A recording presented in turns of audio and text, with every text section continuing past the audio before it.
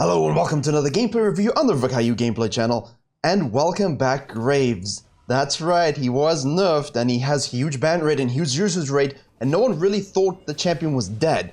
But because he isn't as easy as people think, and he's better into AD compositions, that win rate plummeted to around, what, 46%? And then they nerfed Gale Force, which didn't help either. However, they just buffed Shield Bow because they felt like, you know what? ADs, you need more choices. They must all be really, really good. You know, tanks, nah. But ADs, I'm so upset I hit my microphone. But ADs need to have those really good mythic items. Now, you'll notice he's against a hybrid composition with the Karthus Exhaust and an Anivia. So we're going to look at how you can cut off something like that, because Fiddlesticks and Karthus are very difficult to match in farming cadence. You'll see the Phase Rush rune set on your screen now, nothing out of the ordinary whatsoever. Standard page. Now, why is Immortal Shield Bow so good? Well, because... Does anyone remember Sterak's Gauge Grave, Season 6? Right. Similar concept, except this time with the added movement speed and AD on Immortal Shield Bow that just got buffed through on this patch. It's really just absolutely disgusting. The bonus lifesteal that keeps you alive, the shield that keeps you alive, and against a Karthus with that destructive ultimate, very, very useful. Early game plans. Let's have a look. Top lane, meh. Solo without a leash, even with a leash here is great. Ideally, no leash on the blue. Sequence down. Karthus is always going to do this. Now, whether or not Karthus has a leash is a completely separate issue. Without a leash, it just means he's going to get here a little bit later. With a leash, dude's already done. Graves, on the other hand, has two choices. You have two choices against something like this. We can do our red side. Boom, boom, boom. Invade. But it's too late. By the time you've done this, as a Viego, as a Rexa, you're looking at like a 230 timestamp. And the guy's already, you know, beginning to finish up. You know, by 3 or 5 without a leash is what you're looking for. That's difficult. Very difficult. But you should be able to do it if you are a Savant and you put in the time. Usually probably 310. And if you're in low elo, it doesn't matter. You could also buff invade here. You could also simply go blue into an invade here to steal the red, gank top lane. You have a few options, but then Karthus always has a counterplay. That's why the ward early is really good, but just in case he decides to vertical jungle you. Instead of trying to match his farm speed, because we're Graves, right? Let's sequence down, so opposite to him. Let's give Karthus the topside crab, no problem. The jungler in this video is in his master promos, should be master by now in Korea, but he was Grandmaster last season. He's just a bit behind in terms of playing the games, whereas the Karthus is actually master. So what the Graves is going to do is understands that at the point at which he finishes 5 camps, there we go, the Karthus is looking to finish up or has already finished. It's disgusting. So what you can do here is do your Krugs into this, but it puts you behind on tempo. We don't want that, because what the Karthus is going to do, if your top lane pushes, he's going to gank this and get that, and because he spent the time ganking and getting the crab, you'll take your tier 2 Grump at 4, and then you'll take your tier 2 Wolves. And the guy is almost already 6. So what Graves is going to do is say, listen, okay, I'm going to let my global ultimate mid laner handle his business. I'm going to make sure this bottom lane gets ahead, because 200 years might be a meme, but it's no joke. So let's begin. Scan on our approach, bait out the gank here, wait for a little bit of a, you know, you kind of want the Thresh to hit the hook here, because then he's going to take it 100% and you're just going to kill. It's fine. Worth noting, top lane if you're against an Elise in this situation, you might, 90% you're getting dove, so I would use that ward right here for protection.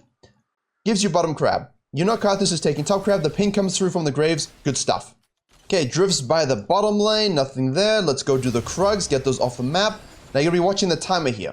Because Karthus has done this, you pinged it out, he's not going to sit around, okay? He's not going to wait for your Grump, because he can reset and go straight down to take his Grump. If he doesn't show ganking, you know that's exactly what's happening. So what you do is, you take your crab, be mindful of what's happening on the bottom lane, take your Krugs, okay? And this is only really good for any sort of meta jungler, high elo or otherwise, just that you can match the clear speed, even in a 5 camp scenario. It's okay that he does 6. You just want to match his tempo on the field. Now, if you have supreme bottom lane control, and by that I mean these guys are like a Zyra and something, and they've got huge advantage in terms of HP and mana, and the enemy bottom lane is chunked on the tower here, you can look to just say, listen, I'm going to go invade this and kill you. The Karthus has exhaust. This is something that's becoming very, very popular on Karthus because what's a flash going to do? You know, an exhaust lets me just spew my disease all over you and heal through my rune set, and then I got my ultimate, so might as well reduce your damage so that I don't die, and even if I do, I'm not really dead. Or, if you're in this situation, we can simply bait out the gank, because what's going to happen is if you reset right now, where's Karthus? Here. What's he going to do to your bottom lane in your elos? Doomed, in the words of General Grievous. So, make the first play, alright? That's very important for Karthus. If he's ganking before you're making the first play, you are losing. Great stuff. Look at this patience. Good read, first blood to the Jin, or the Yin. Absolutely perfect. Shove the wave rhythm to help out. Karthus most likely now is going to go from his Grum to his Wolves. It's really easy to track. As an Ornn, actually, in Season 10, I'd love to match it. I would just start here, get a leash. I could 5 camp, and as soon as he came into this tribush, I would just E him against the wall. You've got your brittle double, you've got your Q slow, he's dead. But that's not really the best playstyle because you shouldn't be playing Ornn jungle. Anyway, right. Graves is going to head topside because Karthus is already going to be heading topside. Now, Karthus could have done, or could do, something like this.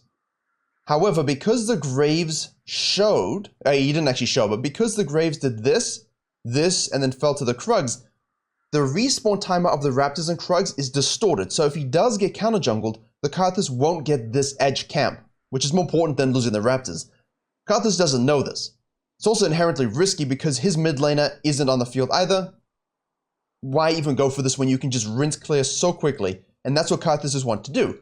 So Graves says it's fine. I've impacted bottom lane, I've got a crab. I'm going to take these, I'm going to sequence up. Okay? Because it gives him 5. Now what he can do, in theory, is do this first, and then look to counter gank the Karthus, which is inevitably going to happen. We don't need to press it, but if we do, you should see him on there. Now, for some people that don't understand how VOD review works, in any sport, you look at the film and you assess all options, so in the future, when you're in that situation, you can make the appropriate decision, which is what we're doing here. But this isn't rocket science. It isn't rocket science. If you didn't know that he was already on his second rotation on the Krugs, your tracking is inadequate. End of story, okay? Especially as he hasn't showed. But because Thresh shows up here, Graves says, you know what? I'm going to get in on that. Moves up, scans out, knowing something is going to happen. Because Karthus must be here and Thresh is here, it's going to be a 3v2, but he's confident. There you go. Hello, my son. Get W'd, you can't see anything. Get exhausted. Doesn't do anything. Good flash Q by the Aatrox. Twisted Fate decides he's going to join. Fiora gets a turnaround kill, but she dies for it. As Graves, as the jungler, we take this every day of the week. The Karthus lost his exhaust in a doomed fight and just got 1 assist. They're going to go for the dive here, actually. You have to be very careful. And Fiora has TP, so I don't like that. I don't like that. I think it's a little bit greedy because this champion is rough. Now, we're resetting with 1,053 gold. This should give you the Noon Quiver, very nice, plus a longsword and some boots. Don't fall into the trap of thinking you need to sequence again. That's what Karthus wants. He wants you to think that you can also be a Karthus. No one can be Karthus, especially at clearing. The dude would have respawned from this death and immediately gone down here. He could easily take this again if it's up, this again if it's up. But he farms so quickly that 2 minutes of respawn is actually too long, which means you can go in easily to this dragon. This is a read you're going to have to understand is based on your elo, but most Karthuses will look to do this. It's very easy. So what does Graves do? Here we go. Good ward by the good plant hit. There you go. He's on the crab. He's taking his time to do the crab. Karthus has been pushed off because of the Alistar and the Twisted Fate. There you go.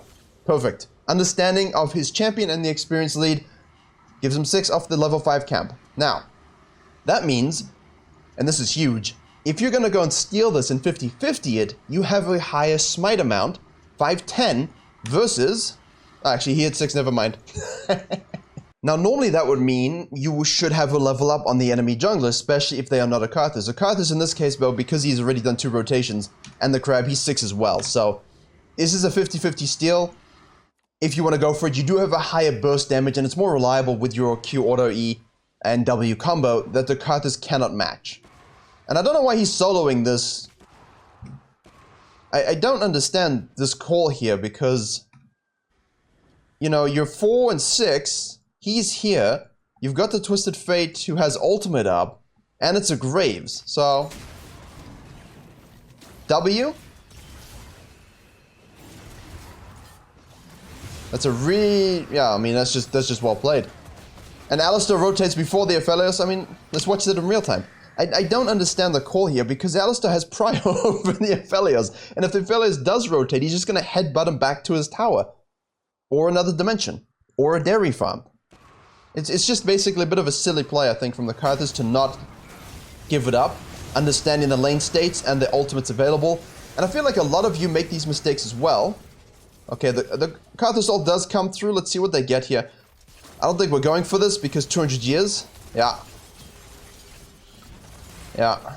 So, the flash being lost top lane, not good, and I think here just detach, leave the situation, understand that 200 years has been fully activated, and you got the dragon, which is great. So you can see here the gold lead is pretty equal. The Karthus is up 1 camp and a little bit of CS. The Graves now basically needs to shift, because the Karthus will be able to do whatever he wants and path wherever he wants. Alright? This is going to become so quick now and so fast. If you waste your time and path inadequately, you will be behind by a level or 2 levels. So we don't want to do that. The highest ranked camp on his map currently should be these when they respawn, but they're not up. Otherwise, it's the Wolves, level 6. Alright, we go ahead and take those. We clear up blue side up. Why are we clearing a blue side up? What could we possibly need to do on this side of the map that would warrant you pathing upwards instead of downwards? Hopefully you're thinking about heralds, because I'm thinking about heralds, especially considering the fact that you just took the dragon.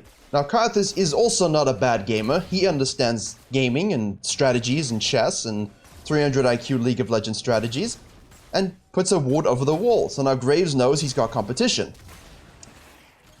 At this point, the Karthus understands. I may be up. He went from 5 to 13 very quickly. The Karthus understands. We need to start contesting these. We cannot lose objectives too much, because the enemy team comp will actually destroy us. We get it. Karthus has nothing. Dies. Also no ult. Anivia, but ooh, close. Very difficult champion to handle. Passive, good. Fiora's chasing the Aatrox. We don't want to give her anything more, so I think everyone should leave. Be very careful. Kite it upwards, good. Excellent. So now you can decide where you want to use a herald and what your next play is. We have TP in from the Aatrox, but this is not really opportune. I think we should go back to bottom lane. Also, all your bottom side camps are up. Karthus is going to be resequencing down, in theory.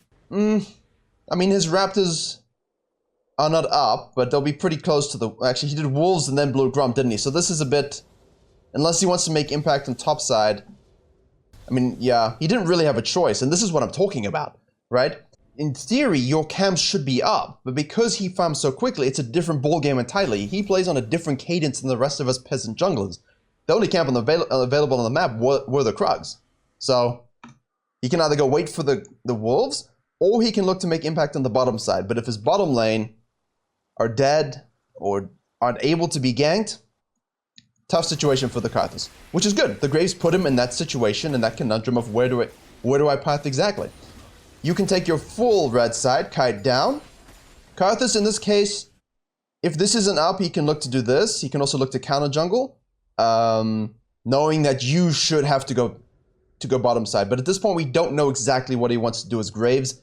In your low tier plays, I would assume they keep sequencing because they're not very imaginative. But there you go. There you go. He just walked on down. He did all his camps. Predictable. Graves, now what you can do is, there you go.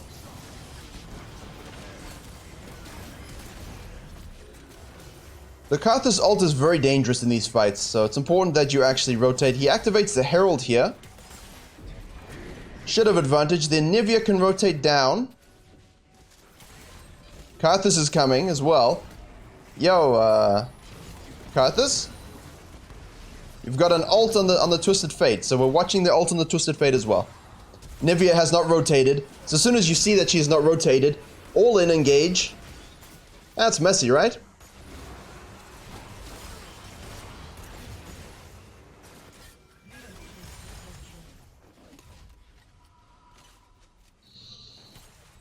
I hate this champion so much. You know, it's such a great read because, as I said, the Karthus can look to go make a proactive play here, but that depends on your bottom lane. And the thing is that Graves had set up his bottom lane to make that a very difficult decision. So the Karthus had no choice but to do Krugs, say, you know what, the Raptors are not up, I'm going to skip them. Do your Wolves, do your Gromp, press ult proactively as a nuke bomb to help your bottom lane win that fight. But Graves understood all of this and was perfectly positioned for the counter gank, the herald platings, and then the Karthus basically just inted. That's just griefing. Right. Things have changed. Karthus now has nothing on the map. We don't care about him whatsoever anymore. All of the tempo belong to the Graves. What's the thing that's spawning that we want? Mortal Shield Bow. We've got ourselves a pickaxe as well as a serrated dirk. That herald and random crab. Clear your vision away. And you'll notice the KP here. You know, 3 out of 11, 5 out of 11, 5 out of 11, 7 out of 11 from the supporting career. As always, Graves, 10 out of 11. He is everywhere. He is a high kill participation. He's directing this movie. Take this. If bottom lane are dumb, you go gank them again. Or you just take the gold from the ward. Okay, so at this point, you're thinking, if the Karthus, right, died, or went back to base and we saw it, and he was on these Krugs and sequenced down, and then came here, you had the ward over the wall. So we saw the Karthus do this, which means while you're activating Herald winning this fight, and you see him do this, you know he sequenced down, which means when he respawns again, he's gonna go straight to this. So by showing bottom lane, you are willingly saying, take my top side camps, because there's nothing else you can do. And I will trade that 10 times out of 10 for a dragon, especially a mountain dragon. Really, really great against hybrid comps. Anything that relies on exploiting the fact that you have to have split itemization, not that tanks exist, it really does help you in that endeavor. And now because of this, here you go, you see? There he goes. Clear all the vision. You can take his camps, which are of course all higher level than yours anyway. I mean, what is this? Level 9 actually might be the same because we took them fresh. Yeah, level 8. Level 9. So they're a level higher as well, entering that really nice zone of experience. Deny the Karthus that. I mean, he can take the level 8 camp. I'll take level 9. More value. And I saw something about Reddit when I said that, when I was talking about a boosted experience. I didn't mean literally you get boosted experience. I just mean you get more experience because the camp's a higher level. It's boosted in the sense that it's higher than what you would normally have. And if he rotates, puts a ward over the wall. This is pre-scanned. So if they walk this way, this is griefing. Okay.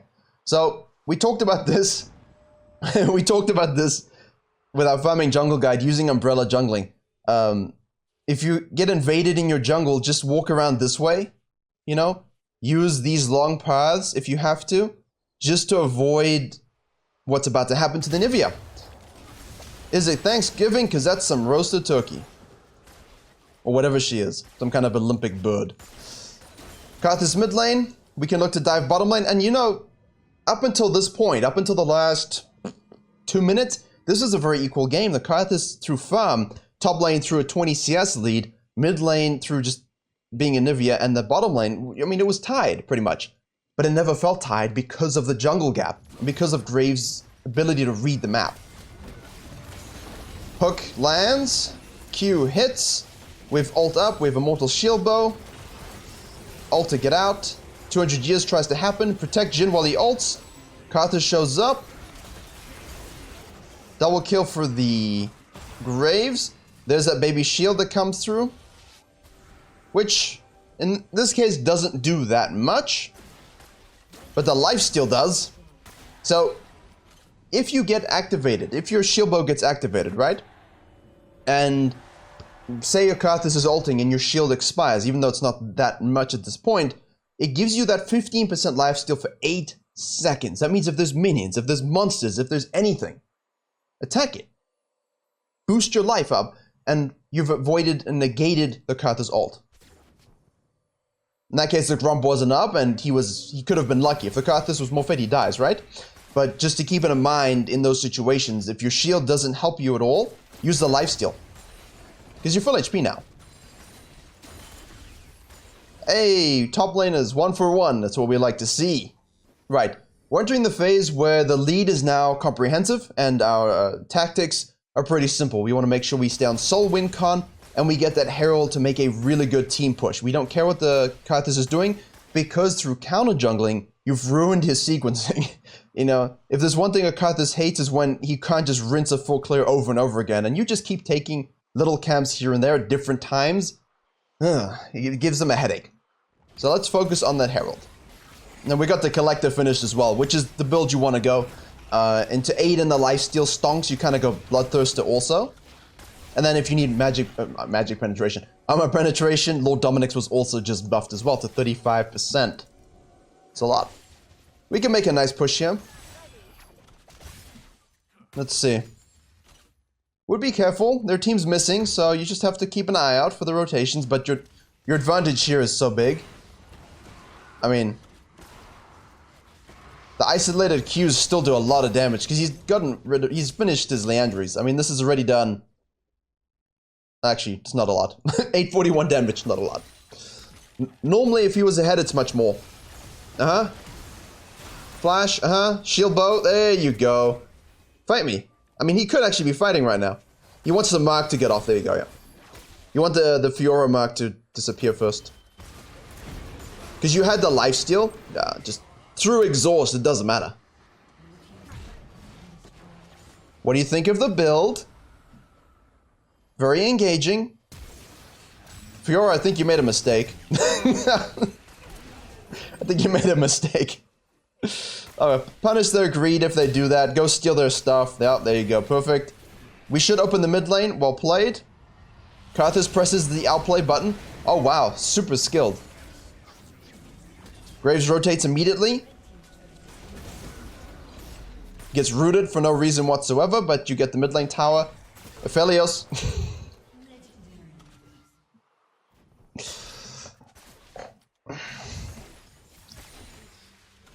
Good job, man. You stopped the Herald push. You died, but you stopped the Herald push. Third Dragon, this is great. You know, all of these plays into this, into the counter jungle, into the collapse and the fight, into the dragon. It's got such a nice flow. It's that jungle game flow, the tempo, the reads, the extended sequences. All of it makes you a better jungler, makes you better able to carry your games because you're always in the right place, the right time. You have super high kill participation. You can go back to base, begin your Bloodthirster dream, be of sword in the bank. Don't actually see this a lot anymore. Here we want to be careful. Everyone's going bottom lane and we're heading top lane. So this is where jungles get a bit out of synergy. If your team is good and you're in high elo, this is fine because she shouldn't be over pushing this. But you just want to keep an eye out on what the macro setup is for your team. 1-3-1, 1-1-3. You could push this by yourself. Woodjin pushes top lane. Karthus is being caught out. Yellow carded, no flash. Graves collapses again. Nice forking move. 3-man Q, ult. I foresee this game ending very soon. So, hopefully, while they do this, I mean, this is the point of this build. You know, if you finish Bloodthirster, the game went on too long.